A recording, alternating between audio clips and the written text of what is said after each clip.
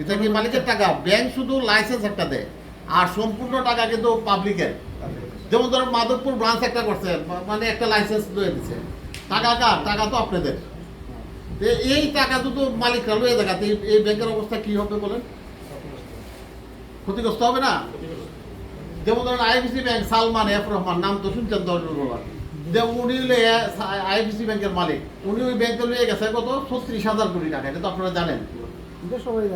এবং জনতা ব্যাংক, রূপালী ব্যাংক, অগ্রণী bank, AB bank, ইসলামী bank সব দেউলিয়া হয়ে গেছে। আপনারা জানেন এশিয়া মহাদেশের ইসলামী ব্যাংকের ফাউন্ডেশনটা অত শক্ত ছিল, শুধু বাংলাদেশে না, এশিয়া মহাদেশের মধ্যে ইসলামী ব্যাংক খুবই শক্ত পজিশনে ছিল।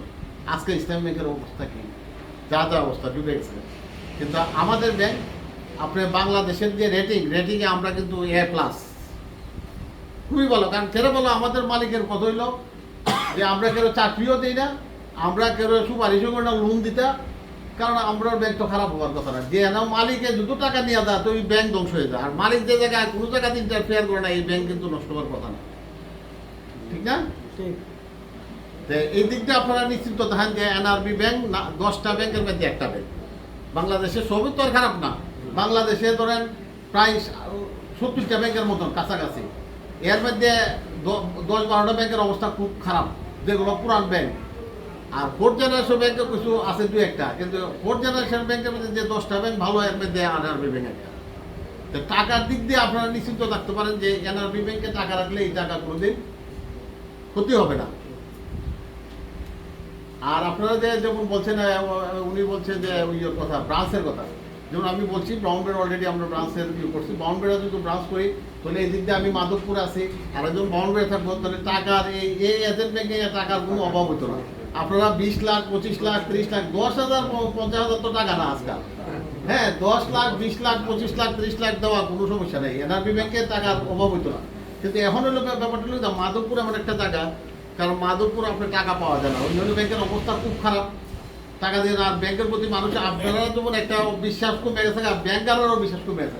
আপনারা জানেন, বিশ্বাস করবেন যে কালকে আমার নোয়াপাড়ার থেকে 50 লাখ টাকা চাইছে সাউথ ইন্ডিয়া ব্যাংক, কি ডাচ বাংলা ব্যাংক, আমার কাছে টাকা আছে, আমি 50 লাখের আমি 1 কোটি টাকা দিতে পারবো, কিন্তু আমি দেই নাই। কেন দেই না? আমার ম্যানেজমেন্ট বলছে যে ক্লিয়ারিং এরা পে অর্ডার দিব, পে অর্ডার আগে টাকা দাও, ফাঁসি মতো টাকা দিবে, যদি আজকে টাকা পে অর্ডার, কথাটা কি কিছু বুঝছেন না? যদি আজকে টাকা তো আমি বিপদে পড়বো। তা আমি আর বলছি তোমরা আমার পে অর্ডার দাও, 2টার মধ্যে যদি ক্লিয়ার হয় তখন টাকা নিয়ে দেবে। খেলা করে আমার তো সকালে টাকা দরকার, তো আমি দিতাম, কারণ আমারও তো একটা সেফটির দরকার আছে। কিন্তু আমাদের ব্যাংকে দেখেন টাকার কোনো সমস্যা নেই। আর রিমিটেন্সের ব্যাপারে যে কথা বলছেন, আমার ভাই আছে অডিটে, উনি আছে, আমার ভাই আছে, ওনারা গিয়ে এত বলবে, পাশাপাশি আমিও ম্যানেজমেন্টের কাছে বলবো যে আমার এই এজেন্ট ব্যাংকিংয়ের এই রিমিটেন্সগুলো এখানে ভালো চলে, এই রিমিটেন্সগুলো দেওয়ার ব্যবস্থা করে দেবে।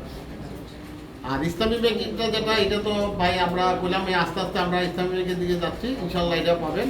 আর এনআরবি ক্লিকের যে সমস্যাটা, এটাও একটু সময় লাগবে, এটাও আমরা আশা করি যে আমরা যেহেতু এনআরবি এজেন্ট, এনআরবি ব্যাংক এক কথাই।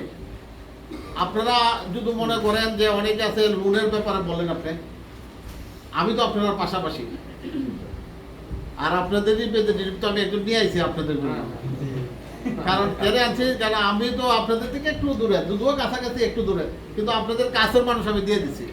আপনারা যে কোনো লোন, যে কোনো ব্যাপারে যে কোনো সহযোগিতা লাগে, আমি কিন্তু আপনাদের দ্বারা এক টাইমে দাঁড়িয়ে আছি।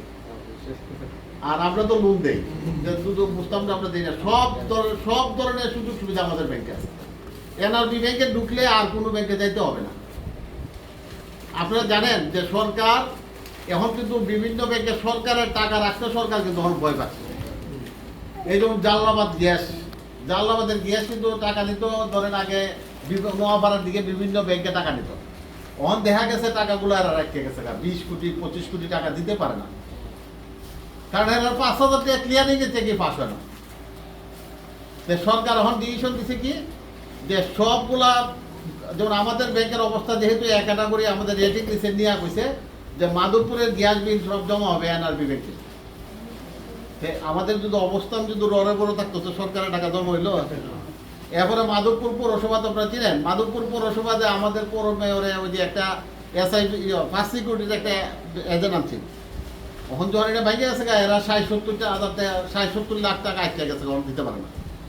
এখন ডিসি সবাই বিষয়ে যে কোনটা রেটিং ভালো, সব মাধবপুরে সব ব্যাংকের রেটিং নিচে নিয়ে দেখে মাধবপুরে এনআরবি ব্যাংকের রেটিং ভালো আছে, বলছে সব ওখানে এনআরবি ব্যাংক ওনা যত চালান টালান আছে চালান টালান যা আছে সব কিছু মাধবপুর ব্রাঞ্চ করে। তবে আমি আপনাদেরকে একটা শুরু করি, যেমন যেহেতু এখানে পাসপোর্টের এন্ট্রিজ করতে পারে না, চালানের ব্যাপার স্যাপার আছে।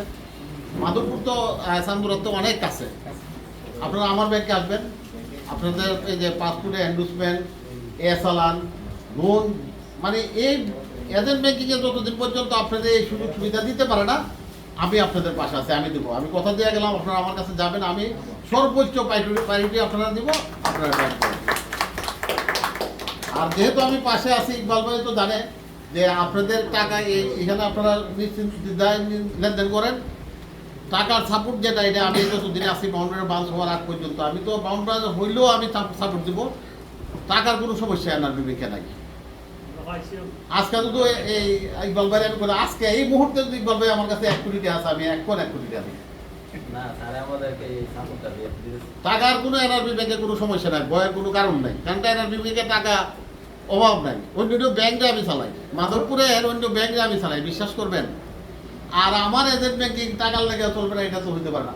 করোনার সময় আমি টাকা দিচ্ছি, আপনারা জানেন করোনার সময় অনেক ব্যাংক দিচ্ছে না, দেয় নাই, কিন্তু আমরা দিচ্ছি। আর এনআরবি ব্যাংকের ফাউন্ডেশন তো এত শক্ত, টাকা দেয় না। আর এনআরবি ব্যাংকের ফাউন্ডেশনটা অত্যন্ত শক্ত। এবং এনআরবি ব্যাংকে আপনি দেখেন অন্যান্য ব্যাংকে, আমি একটা গল্প বলি, আমি একবার প্রশ্ন করছি, আমি অন্য ব্যাংকে ছিলাম, এনসিসি ব্যাংকে ছিলাম।